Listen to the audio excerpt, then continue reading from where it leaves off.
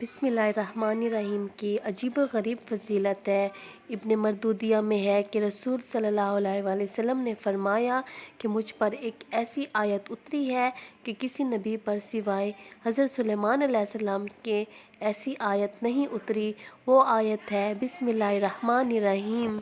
हज़रत जाबिर रज़ियल्लाहु अन्हु फरमाते हैं कि जब ये आयत उतरी, बादल मशरिक़ की तरफ छट गए, हवाएं साकिन हो गईं, समंदर ठहर गया, जानवरों ने कान लगा लिए, शयातीन पर आसमान से शोले गिरे।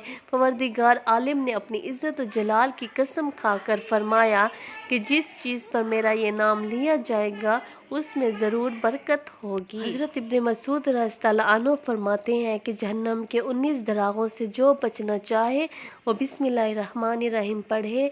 उसके भी 19 हरूफ हैं, हर हरूफ हर फरिश्ता से बचाव बन जाएगा। उसे इब्न अतिया ने बयान किया है और उसकी एक हदीस ये भी है, इसमें भी 19 से ऊपर हरूफ हैं बिस्मिल्लाहिर्रहमानिर्रहीम में, और उस इतने ही फरिश्ते उतरे। इस तरह बिस्मिल्लाहिर्रहमानिर्रहीम के 19 हरूफ हैं और वहाँ फरिश्तों की तादाद भी 19 है। मसनद अहमद में है, हज़रत मोहम्मद सल्लल्लाहु अलैहि वसल्लम की सवारी पर आपके पीछे जो सहाबी सवार थे उनका बयान है कि हुज़ूर सल्लल्लाहु अलैहि वसल्लम की ऊँटनी ज़रा फिसली तो मैंने कहा कि शयातीन का सत्यानाश हो। आपने फरमाया ये ना कहो, इससे शयातीन फूलता है और ख़्याल करता है कि गोया इसने अपनी कुव्वत से गिराया। हाँ, बिस्मिल्लाह कहने से वो मक्खी की तरह जलील और पस्त हो जाता है।